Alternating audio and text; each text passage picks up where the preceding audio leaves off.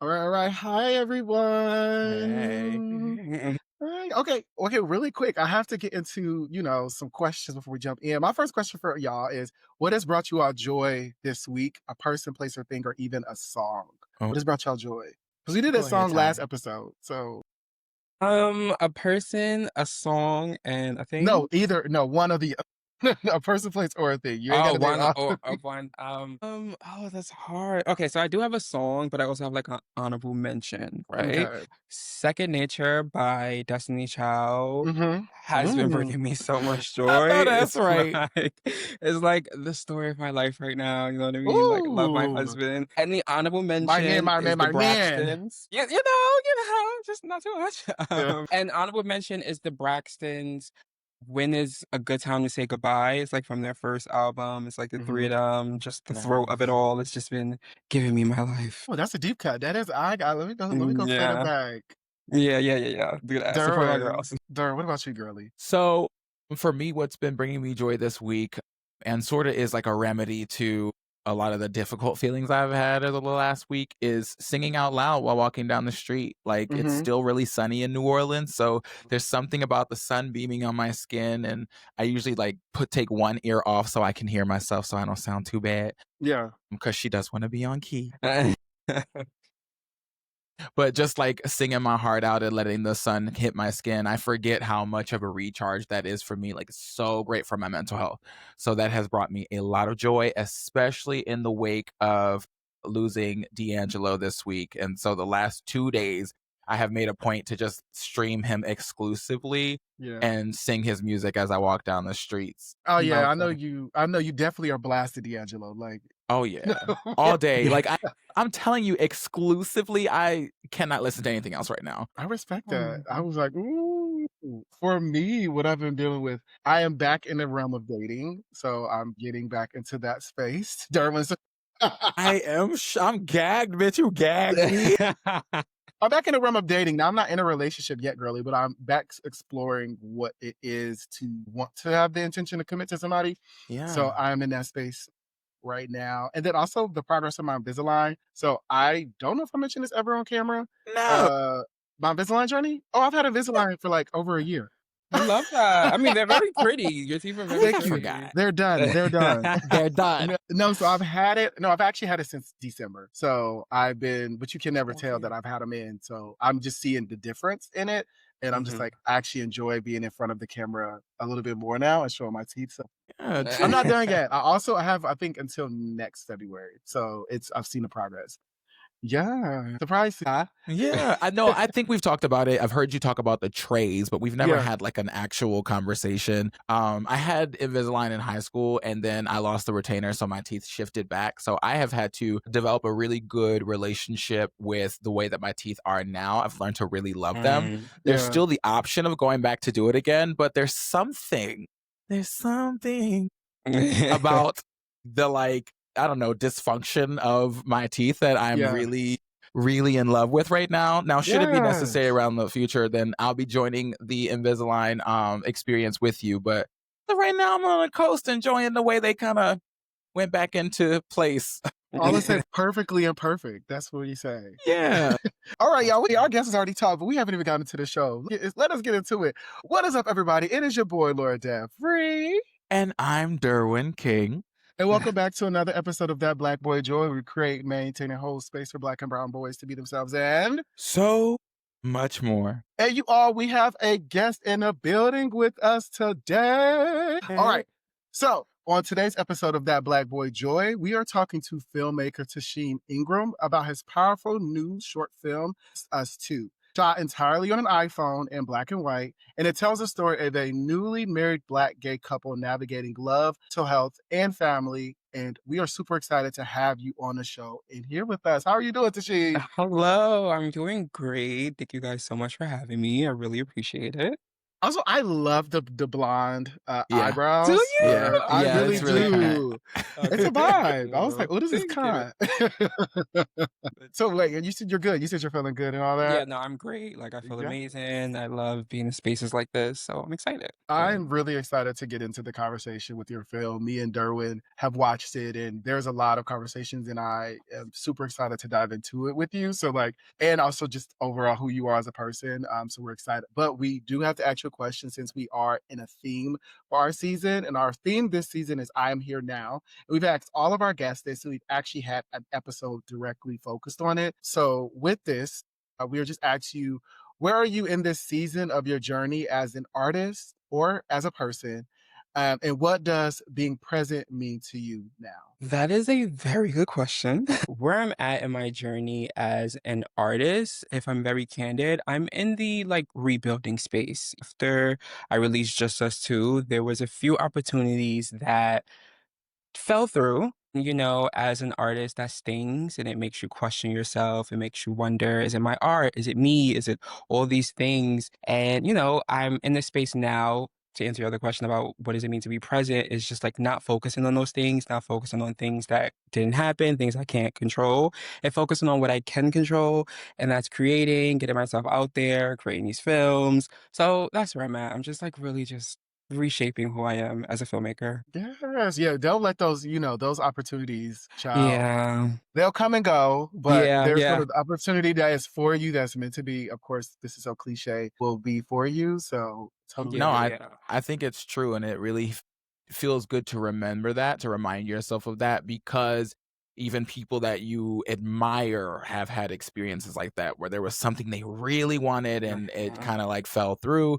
But that always leaves room and makes way for something bigger than we could even have imagined. Yeah. So, good luck to what blessings come to you moving forward. Thank you guys. You're welcome. Yes. Well, we would love for you to also introduce who you are to our listeners as we had our introduction for you. But we would love to give you the platform to say your version of who you are and also just what sparked the film Just Us Two as well to get things started. Absolutely. So I'm a filmmaker from New York. And Justice 2 is my first film that I ever wrote, direct. Not the first film that I starred in, but it was the first one Mhm. that I ever wrote and direct. What sparked Justice 2 was honestly a conversation that I had with a friend a long time ago that really haunted me. He was going through his own mental health struggles at the time, and he said to me, with everything that I have going on, who's going to love me through this? Mm, You know, and at the time I didn't disclose to him what I was going through, but it stuck with me. You know, I always thought in back of my mind, like, okay, with what I have going on, like, who's gonna love me through this? And, you know, like Yeah. in this world we live in now, everyone is so conditional. So I was just like, you know, like I could be able to find my person. And, you know, when I found my amazing husband and we started dating and I sat down to write Just Us Two, that conversation popped back up in my head. So I wanted to make a film that showcased that. Like, what does it mean to love someone that is struggling? And what does it mean to be loved when you're not ready? Yes. mm. Yes. So, I mean, go ahead, Darwin, because I was about to girl. How did timing play into this? Because you said you had that conversation a while ago. Why was it so important for you to tell this story now? Because one, I was ready to see a relationship that look like mine on like media. You know, I think Mhm. a lot of times when media make gay queer relationships, black queer relationships, it's always like the DL man and you know, you fall in love with the DL and that's usually the conflict, you know? Yeah. So for me, I was just like, okay, what happens after that? Like what happens Mm, Mhm. after you fall in love and you're at home and life is starting to happen? So I was just ready to see myself and show people what unconditional love looks like and get out of the whole conditional thing that we're doing these days. hmm. And you did mention that some of your personal experiences were influenced in the film. So how was it with you sharing that vulnerable side of you in a film? Like how was the emotions of shooting, recording, creating a script when you had some ties to your personal experiences involved in it? It was for me, it really wasn't that hard because I was using my experience with my mental health as, you know, my language to tell the story. So I wasn't really focused on the event. Like I wasn't focused on I'm telling the world what I'm going through. I was focused on the emotion, and I wanted people to, really gauge like what this character is going through, what it feels like, and see themselves and feel comfortable to go through those emotions and feel comfortable to express that and feel comfortable with people that they love to express their things because we all have our things. Yeah. Now, the film centers a married gay couple. So why was it important to place their story in the context of a fresh marriage, a new marriage, as opposed to just like a relationship? Because honestly, I feel like a lot of people think like marriage is like the end all be all, but I personally feel like that's like where it starts. You know what I mean? Like it's so easy to love someone and like someone when it's all new and fresh. It's really hard to continue every single day to choose someone, especially when life gets lifing. So it was important for me again to showcase that in Black queer spaces and showcase the nuance of our relationships and what that looks like. And how was your experiences with you being married as well? Like, how's it been? What have you learned about yourself? Because I want to ask that question now because your man has been brought up. So I was like, how has it been like being married, young and married and queer? And like, what have you learned about yourself and also your partner versus dating? Honestly, I would say my marriage has given me the most confidence I've ever had in my life. To have someone, like I said, every single day choose me, push me, even when I don't. There are some days that I'm just like, I can't do this. I can't do life. I'm over it. There's some days when my mental health do take over. And to have someone see the light when I don't see it, reminds me, it makes you be like, okay, like I'm not only fighting for me, I'm fighting for this person. So it has really been a blessing for me, honestly. I literally found like my other half. And how long have y'all been married? We've been married for 2 years and Okay. together for 6. So there are probably some listeners out there who have their own mental health challenges, who maybe fear that letting someone into that is a barrier and really connecting and being vulnerable with a partner. What advice do you have for them? Because I think it can be really scary to think, wow, I'm going to let somebody into the chaos Right. of this actual diagnosis. My advice is honestly, we all have our things. You know what I mean? So while something for you might seem heavy, someone else has something going on. I don't think a lot of people clock that while Waves was, his mental health journey, but in the beginning of the film, remember, Waves said, Your family doesn't like me. Yeah, So that was Wes's thing. His that's family true. wasn't vibing with him. So he could have been like, Oh, I'm up out of here. So that's like the importance of it. You know what I mean? Like we all have our things. No one's perfect. Show up not as a representative of who you are and give people the choice if they want to be with you, Like don't hide it, be who you are and give people the choice. And if they're not for you, they're not for you. Yeah. I am curious about that because your character in the film reveals their bipolar 2 disorder after the Mhm. marriage. Why did you choose to explore it from that realm? So you having that character not introduce it before the marriage, introducing it when you all are married. What was the thought process behind that understanding? Um, because I wanted to again showcase the one when we first are introduced by Two Waves, he's manic. That's why he's dancing around. Yeah. That's why he can't. I said that to Derwin! Devery. I was like, oh, he's manic. The She veil, the clocked it. underwear. I was like, that's mania. I know mania when I see it. Derwin clocked You it know. immediately, which I was like, girl, I'm you ate glad me. you cut. I did. So didn't want to throw it to people so super quickly. I wanted to keep that a secret and have that be something that he's dealing with, but give little hints. Also, it was something that I was going through. It wasn't my story. Like I didn't tell my husband after we got married, but sometimes that happens. You know what I mean? Sometimes people do fall in love and you move fast and you don't really know this person. So it was important for me to once all the love and everything is nice, now that they're there, they're focused and they have to deal with mental health issues and what that looks like. Yeah. I thought that was really well done.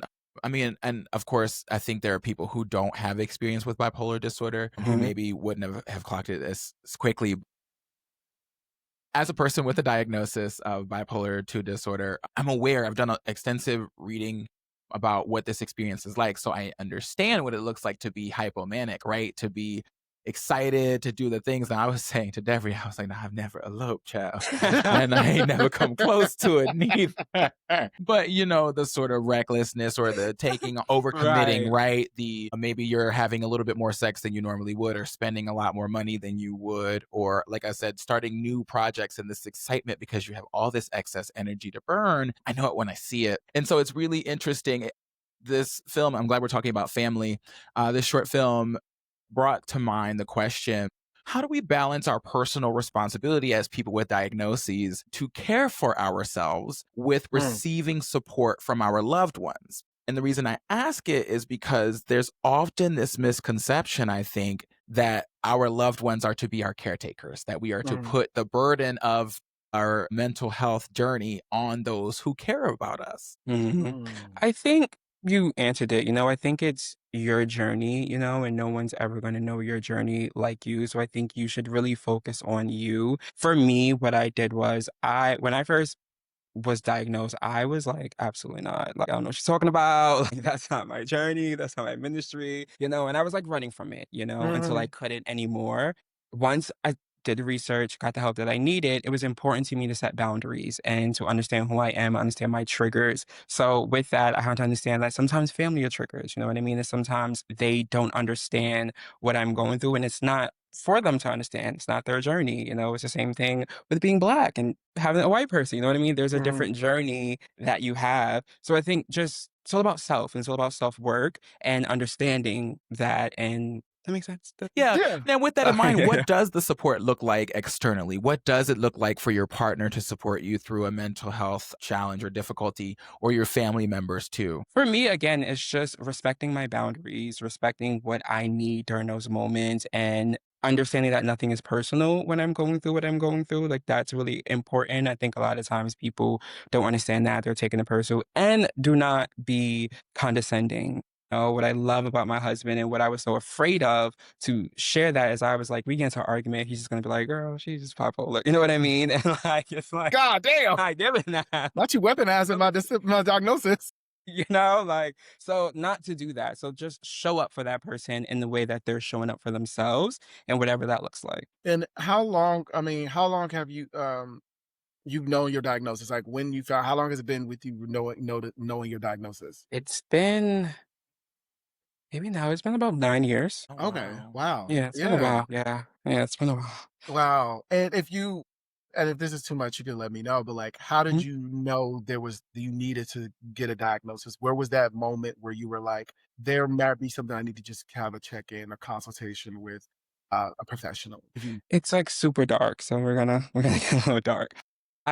At the time, I was in a relationship that was not good at all. mm, And I thought it was just that. Like, I thought it was just a relationship. Like, but my emotions were just insane. Like, when I was high, I was up, I was up. I was like, oh my God, I can do this. This is great. But when I was down, the yeah. low was something that I never experienced. It was just Mm, like I couldn't breathe. I couldn't get out of bed and no one around me understood. They just like, oh, you're just depressed. Like, but I'm like, no, this is not just regular depression. Like something's going on. And I remember I went to my mom's house because I was living with the person at the time.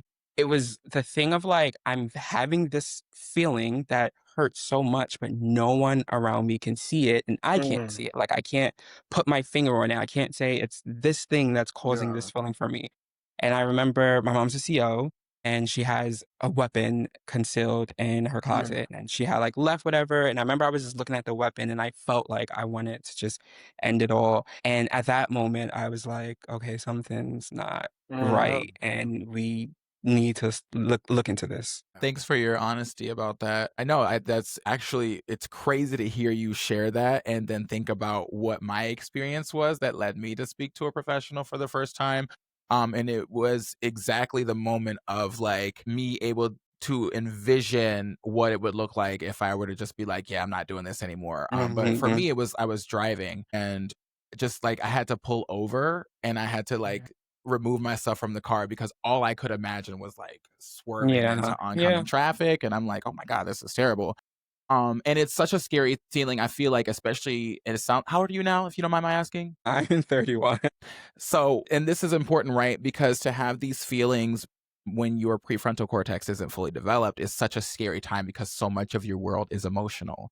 So I Hmm. feel like that managing is even a little bit more difficult at that time, at that particular time, especially when it's new, because you're already, as a young person, trying so hard to manage all of your big feelings. And the Yes. expectation is you're an adult, so you can, right? But Yeah. your prefrontal cortex doesn't fully develop until you're 25. And I can honestly say that managing my mental health has become easier, not only because of experience, but I imagine too, because I'm on the other side of of 25. And of course, treatment matters here too, right? Your therapy, Yes, your yes. practices, medication, and things of that sort. But okay, that's very interesting to hear from you and kind of see my own experiences Yeah. reflected back. Because I think it's interesting as well, because me and Derwin we've been on a journey of mental health throughout the show, and we've talked about it very vocally, our experiences with mental health issues. Like, so for example, I was diagnosed with panic disorder. So that included me going into a panic at any moment, which heart palpitations essentially is the form of like you feeling like a heart attack, but it is Mhm. not coming. So I had got diagnosed actually in 2021 or two. I remember it was during the podcast. There would be moments when I would have to pause the show because Mhm. I'm in a panic. I am in a space where I cannot focus. I can't concentrate. And it got to a point where there was moments I lived by myself. I live in a space of like, what would happen if I was no longer here? Like, Yeah. because I could not deal with this constant pressure of there is something wrong with me. And Mhm.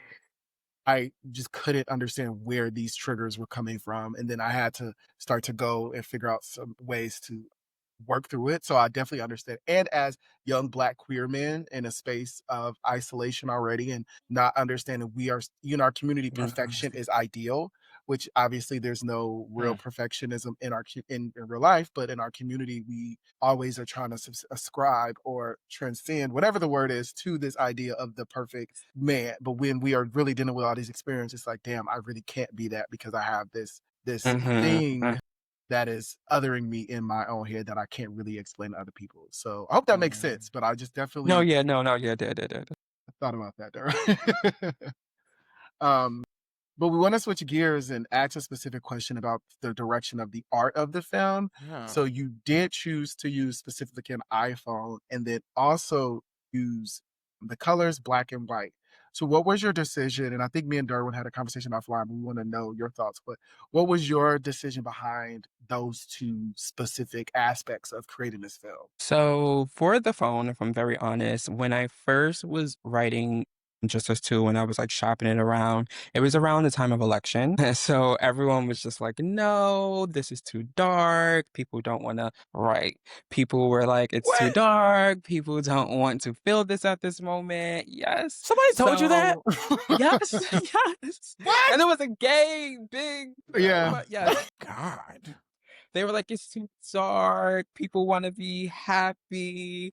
And I was just like, okay, like a lot of people were telling me no, if I'm very honest. Like a Yeah. lot of people were just like, no, like not right now, maybe I'm glad something you didn't else. listen. Let me see. Yeah. So I was just kind of like over the politics of the film world. And I was just like, I'm going to do this on my own. I believe in this story. I think it's something that we need to talk about. It's going to start the conversation that needs to be had, Yeah. especially after this election. So all I had was an iPhone and a friend and a script. And I was like, girl, let's go. So that was like behind that. The black and white, Malcolm and Marie film, Malcolm and Marie was like my I did hugest not think about inspiration. that. I didn't either. Yes. Wow. Yes. So I was doing like so many research. I was watching Malcolm and Marie, Waves, the film Waves, and I was like, I love that. And I also didn't want any distractions. We filmed in my home because of resources. And like Mhm. as you see, like I have these colors on my walls and things like Yeah. that. And I wanted people to focus on the characters and what they're going through and the emotions. You know what's really funny? I was like, "Oh, Devery, I know why. I know why."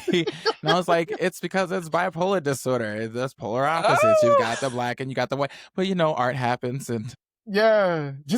Just take what we said too and mix it to yeah, what yeah, you yeah. said. Next interview, I'm Malcolm. like, Because no, that's really dope because when I think about Malcolm and Marie's, it was so intimate and raw, right? It was yes, so yes, you had nothing else to focus on. And I need to watch that movie again because that was yes. a It's silent she's but a goodie. underrated, right? Because I was Zendaya. But anyways, like just seeing that be and it's like shot in one space, right? It was very Mhm, much giving me a play like a one person, like a very intimate in a black box, right? Like it really mhm, gave that. And I think your film as well illustrated that perfectly because we've seen these two characters like in the moment. Like the movie was mhm. shot like majority in like a setting, like not like over the Yeah, amount of time, but like really we got to see those little intricacy thing, the intimate moments, and it was very, very raw. So I appreciated that difference in film because I'm like, girl, were we going back to the 30s, the 40s? What is this? But then I'm like, the intentionality behind it is so mhm, important because it is raw and it is something that again you surprised when people did not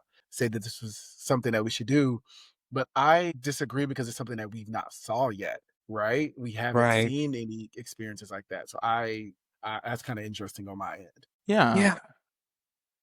And something that I think is really important is for us as Black queer men to have conversations about our mental health and the intersection of that with love. I think it really does often feel, I myself have felt this, so I know that other people probably have, that it's so difficult for there to be a space where we are managing our mental health and being in love. I mean, it's often Mhm. really difficult to find love for yourself in those times. That stuff, mental health challenges, they make it difficult for you to love yourself. You really have to find so much compassion for yourself.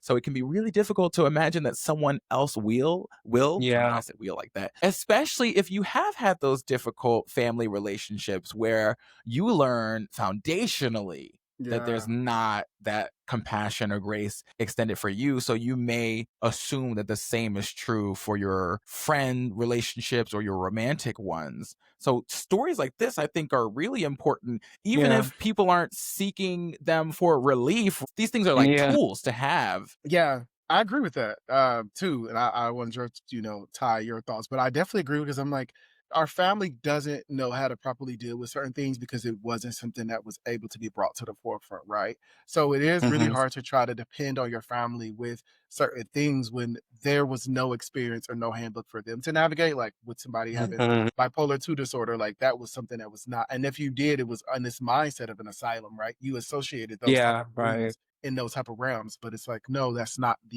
always the case, and even with our queerness. So it's very interesting, and I think these type of films are needed because it, like you said, it educates and informs us to know that there is love on that, in that space as well, navigating your mental health, and then also seeing someone choose to go on that journey with you as well Hmm. is Yeah. very important because I think that shows someone's patience and intentionality with you as a person and your, quirks.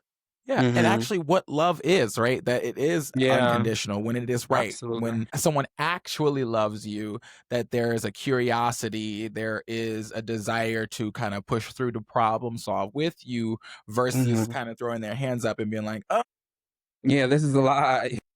that's a conversation for another day about why we choose to be in relationship and especially a romantic relationship with the partners we choose." I want to circle back right to what we were talking about with the artistry. You mentioned that it was nose that got you to the point where you were making this film on an iPhone. So let's talk about your resourcefulness. Like, what did you learn about the craft and about storytelling having taken this method of filmmaking? Well, one, I did like a lot of research before like we started, and I realized that one, the audience is a lot more forgiving if you make them feel. You know what I mean? So it's just Mm. super important for us to get the emotion together, make sure we understand what we're saying, make sure we understand the story that we're telling. And we did it very quickly. We did the film in maybe a month. Like we Oh, were not that quick, babes, because you know Baby, no. Tyler Perry turned the shit Oh around in yeah, two yeah, weeks. yeah. Okay. baby, that script is done on Tuesday. You are shooting on Friday, and Okay. that shit is out on That Monday. is true. To Tyler Perry standards, we took a Okay. while, but we did it in like a month. I finished the script. The actor that played Wes, I was working with him on another project, so we already had the relationship with each other. So I called him up and I was like, "Listen, I got this idea. It's something that's close to me. I'm gonna send you the script," and it really taught me again, like just bet on yourself. You know what I mean? When I was getting the no's, I was second guessing. Like, should I write something else? Should I not be focused on this? But like, I knew that we need to have these conversations. I knew that people wanted to see this. I always get people like, oh my God, I love you and your husband, but they don't know why they love us. You know what I mean? Like, I don't have a podcast. I don't have a YouTube where you're seeing the ins and out of us. You just see pictures of us. So I Yeah. wanted people to see the work that we do to sustain this relationship and the work that it takes to make a healthy marriage. So it really was just about like teamwork, you know what I mean? And if everyone is in it, then you can make it, you know what I mean? Because the nights Mm. were long, it was very emotional when we cut between the beginning when they were all happy and great, and then we cut to them like not.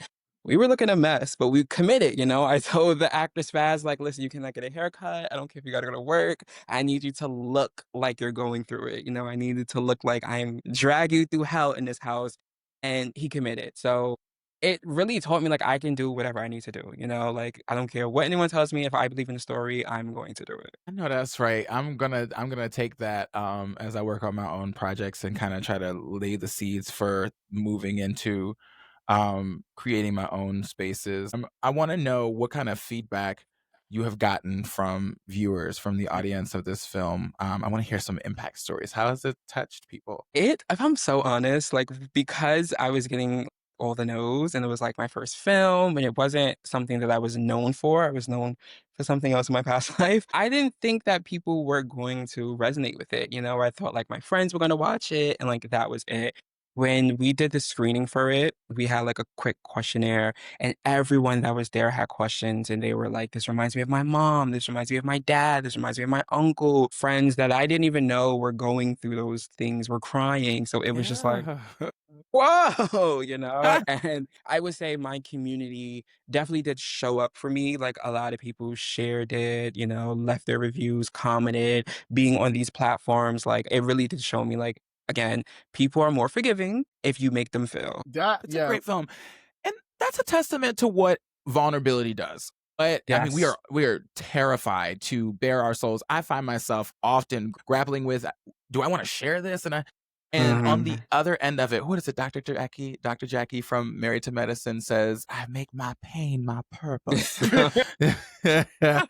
you you share in that vulnerability, and it's not necessarily self-exploitation if you really are in control of the narrative, but you open up the doors, you give other people permission to evaluate their own experiences, to reflect, and to be honest about what that feeling is. So I am not surprised at all that that was the yeah, feedback you got, because mental health is a conversation we need to be continuously Yes. having in the Black community, let alone the Black queer community. hmm Yes, yes, yes, yeah. absolutely. Because I think with like you being surprised about it, I think we're in a at the perfect time and a perfect climate to have vulnerability at the forefront. Because I think that Mhm. that brings that like rawness and that very intentional type of space. Because a lot of people again try to have a facade, or a lot of people try to, have these yellow tinted glasses on or rose tinted glasses on, and it's like it's not all rainbows and sunshines. And it really does allow people to have that dialogue out loud. And I think that is perfect because once you have that clarity, then it gives you that understanding of your next journey, which some people are always afraid of. Yeah, Always afraid of like that journey, the uncertainty of it. I'm like, no, this is the reality of it. So I think yeah. that's a very interesting thing, but I'm glad that people got to experience that. Me I am too. gonna say though, I do wanna challenge the, like, this is the time, because I do think right now everyone is so baddies and, like, Yeah. fighting and things like that. So, I can see why people will be afraid to be vulnerable, you know what I mean? Because we are in such a space where everything is everybody wants to be viral and everybody wants a hit tweet and everybody wants, Yeah, like, that's so true. I can understand why people are afraid to be vulnerable, but I do think spaces like this, films like this are important to give people those space. Hmm. Mm. Hmm. So what's next? I know that you said this is your first film. Are you thinking of doing another film, or like what is your next endeavor since this has had a huge success in the community also for you? So what's next is, honestly, I am working on another film. I do want to say that. That's why my Yay. eyebrows are blonde, because I'm gonna be starting it as No! well. So it's a horror short. So we're gonna take it another, another route. Oh, We're that's gonna fun. yeah, we're gonna lighten it up a little bit, but it still tackles on the things that need to be talked about and some of the conversations that we had here today. And I would love for it not to be as hard as Just Us 2 was to be Yeah. made. I would love some help, but if I can, I will be making it myself. But like that's what's next for me. I just want to make sure that when I leave this earth, I leave a legacy of great art, conversation starters, and people feeling seen, because for me, when I would watch television, I didn't see myself, Yeah. while we did have like the Noah's Arks and all those amazing things, that wasn't my story, like I didn't fall in love with the DL. I Yeah. didn't, I didn't have the group of friends. That wasn't my story. So I You would really love not the fucking with that. girls. Yeah, You and really I'm not not gonna fucking with the He DL said, love story. baby, That is so I'm funny. not That's gonna number hold two you from like you today. that ain't my I story, that ain't my story, I y'all. in the sense of like, I just want people to understand like the gay experience is so nuanced. Vast. You know what I mean? Mhm. Like, there's so many things that we go through. That's not it. You know, like we don't just fall in love with a man that doesn't want us. Like we fall in love with men who does want us and who does want to fight with us, who do want to stay. So that's just my journey. Like I just want to continue to keep putting out art where Black gay boys can see themselves, and if the Yes. hetero girlies see themselves as well, then The I bitch love it when that everybody it's can gonna see be themselves. yeah, like brown, blue. I love it that it's gonna be a horror film. I did a horror film in 2021 Pebbles, called The right? Souls of Black Pebbles with Cage Birds Alright. Productions, and I want to see us in those spaces more often. I remember when I saw my first Black horror film. Now I didn't realize they had been making them for a really long time, but Blackula. it was like my first one was that Marcus Houston one. Do you remember? It was like Yeah, like the Somebody one in the Help Me or cabin. something. Yeah, the one in the Girl, that cabin. was your first one? I Oh, had God. not. That's a lie. That's a lie. Tales That's the from the first Hood. one I saw released. It was like, oh, What did you because I say? saw Bones. I used to love Bones with Okay, Bones. I Snoop seen it, but I don't Dogg, remember it. and that shit scared the fuck out That of me. was But I scary. had not yet seen like Leprechaun in the Hood or nothing Yes. like that. Yeah. We always was in the hood. Like, okay, so Tales from the Hood scared me because That is the first one I Yes. see. That I is hadn't my seen movie. that either. Tales from the Hood, and That then is. Candyman. Yes. I hadn't seen that either. You still haven't seen You never seen Candyman? Candyman? I saw it in adulthood. So like I was in middle school when So, Somebody Help Me yeah. came out. So that was like my context. Okay, Candyman. And you seen the old one, right? Not the new Yeah. one. Yes, and I did like the new one, but that old one I liked because Vanessa Williams is in it. Yeah. The one that doesn't like being called Mhm. Vanessa L. Williams. Yeah. She does not like that. She's Yeah, like, no, don't put that in there. Okay. I mean, also going back, and I'm looking at me on this, like Night of the Living Dead had the first Black man, and like that It as a did. horror. I didn't know that. Then Are you a Blackula. history buff? Me? I mean, are you a horror buff? Yes. Yes, absolutely. I didn't know you were either, Devery, but I'm learning yes. things. I love love a this good one. horror movie. I love Scream. You Mhm. know, I love Wes Craven is like my God. That's why the character name is Wes. Like I love. Yeah.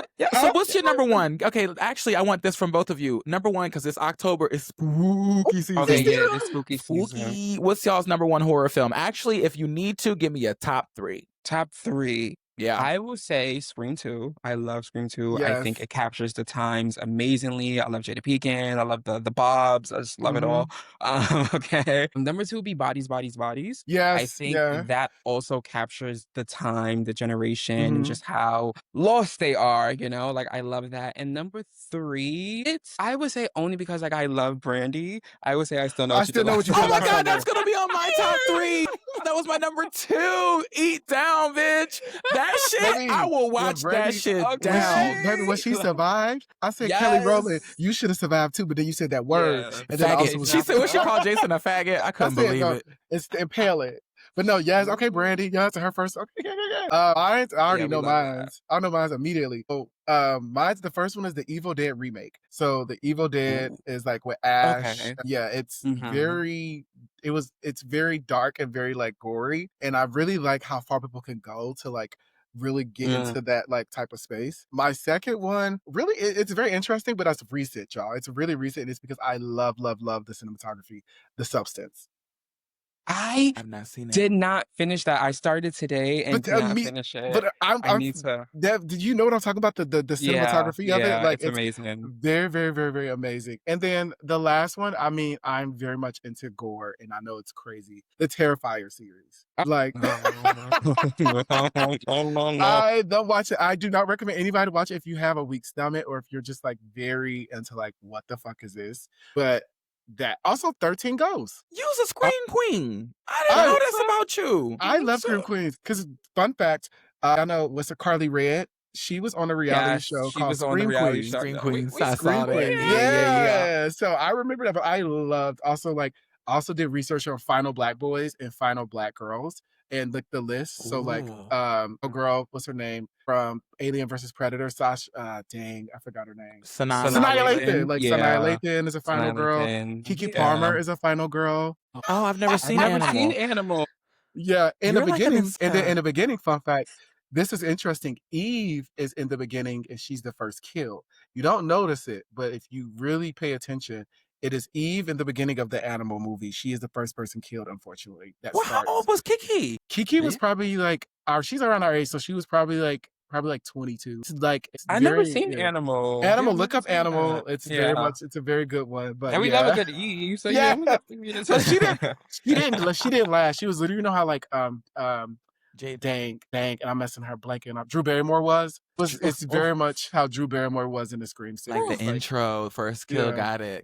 Yeah. So yeah, then you know LL Cool J is a final guy as well, and then also Busta Rhymes is a final guy as well. Yes. Sorry, we went off, but go ahead. And that shark movies count because Deep Blue Sea is really my shit. And or was that Ice Cube that survived Anaconda? That's Anaconda. Ice Cube did, and J-Lo. And J-Lo. I like Anaconda. Sorry, y'all. Listen. It's Halloween. I like it's Anaconda spooky. too, as well. The sequel. I'm like a sequel girly. I love sequels. They got to be a good one. It has to be a good. Yeah, sometimes they get it wrong, but when they get it right, they get it right. Yeah. So my top 3 are, and I've already listed 2 of them. One is Bones, just because of the childhood memories of like being genuinely haunted. I thought that Snoop Dogg was the scariest motherfucker on the planet when I was like 7. But also now I just love it because I love Khalil Kain. He's a fine motherfucker. Yeah. Yes, he is. Bianca Lawson doesn't age. That bitch is almost 50 years old and she still looks 22. That's insane. Yeah. She's a vampire. And Pam Grier? Are you kidding me? They got Pam Grier to be in a movie with Snoop Dogg. But she was also in blaxploitation films. She was also in she was in horror movies back then as well. So she was like during Blackula and all that. Yeah. 2 Mm-hmm. was I Still Know What You Did Last Summer. Yeah. Great movie. Like really honestly. It's a lot of fun. It's a lot of fun. It's fun. The hook, I don't know, for some reason that hook really sticks out to me. And I live for Brandy. She's falling through the thing and trying to get up out of there. Okay. My number 3, it still surprises me that this is true, but it's the nostalgia of having seen it in the movie theaters, and it was such a communal experience. Everyone was gagged out. Paranormal Activity 3. Like, I remember that was like riveting. I was like, bitch, and I gagged. The first 3, yeah. Then it started to go like, I was yeah. And honorable mention, Get Out and Us. Get Out. Those 2. Yeah. I mean, I love them. Them were some good ones, but I'm like, immediately I thought about, that's some good ones right there. Yeah, we can't forget Jordan. I didn't see him. So I want to see that. I didn't either, but I need to because Marlon Wayans. Yeah. Fine. Yeah. Mm-hmm. Okay. But I'm gonna watch after this, y'all. I'm gonna watch the new I Know What You Did Last Summer. Yeah. No. I want to watch it. I just want to see it. You didn't see it? No. I see it. Because the guy, no, let me watch it. Yeah, because you know the guy from him. I mean, is in I Know What You Did Last Summer. Is in it. Yeah, the movie is just very. Shut up. It's very like high school cliche. Not even. It's just like let's take the first movie and just make it today. You know, like there's no fun. There's no. It's just like it's like with the Halloween. Like I feel like Halloween did it really well.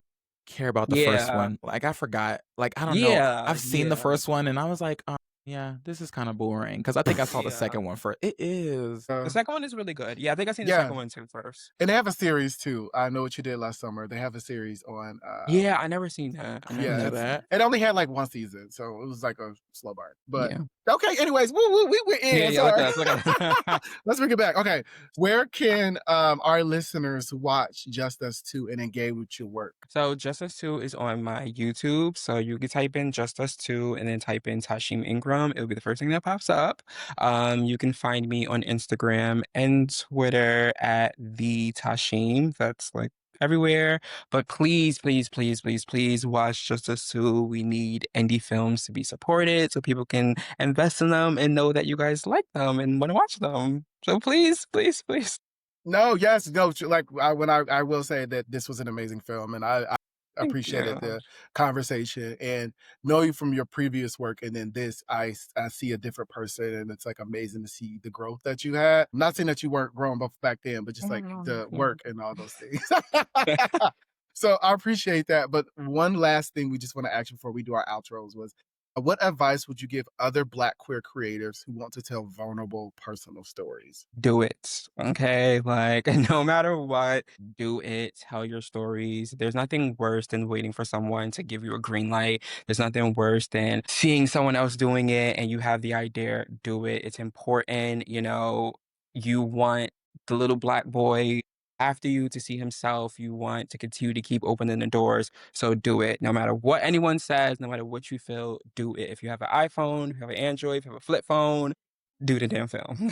Do anything. If you have any idea, do your ideas, You never especially now. know. Yeah, you never know Yeah. where it could go. You'll do, crowdfunding, and then you would do it on iPhone, like, Issa Rae, how she started Awkward Black Girl, and then being able to Hmm. bring it to HBO. Like, you don't know where you could get without trying. I You think know, it's yeah. fun fact, I'm like so afraid to like crowdfund, Like I'm so afraid to be like, can I get some money? Like I am like, Do it. Yes. The only thing they can say is no. And I also believe is if you invest in it as well, that makes other people, because I think when people just put out a crowdfund and don't put money into it as well, it's kind of like you mm, just want my money and not using yours. But I think that a lot of success has come from crowdfunding if you put opportunities back into those people. So mm, if they get like private screenings of it, if they get the opportunity to be like, know the behind the scenes or do like have no commentary. So it's what do I gain from investing in this and what can I see? Because that's always the market is what do I get out of this? So if you mm-hmm, give them like a firsthand experience or like signed memorabilia or something like that, but it is like a thing to like, it's not bad to do it, but it's how you do it or how you strategically um, do it that will make it not feel like you're like asking. But people hate doing it. Like hate asking for help, but if you have yeah, to realize we can't do it all ourselves, and you have to put your pride and your humbleness, yeah. aside. But I totally get it. I know I hate to ask for help. Derwin knows me. Derwin be like, Devery, bitch, do you need help with something? I'm like, you're like, I'm gonna do it. But I totally get that. Derwin, let's do our outro, girly. We got to do it because we're going to talk all day. So you all can follow me on my socials at _Lord Every. That is _LORDEVERY. You all can also follow the podcast, Instagram, and socials at That Black Boy Joy Pod on Instagram, That Black Boy Joy on Instagram, on Twitter, and on TikTok and on X. And then if you want to write into us, you can hit us up at thatblackboyjoypodcast@gmail.com. You can also watch our show on YouTube at That Black Boy Joy. Darwin. You guys know that you can find me on Instagram and Threads at Derwin King. That's DERWINKING. I'm also on TikTok, and that's actually FREENEGREAUX. Free Negro. Yes. And again, Tasheem, thank you so much. Like, we really Thank you, appreciate guys. this. And like we always tell our listeners and our guests, please be so in love with who you are.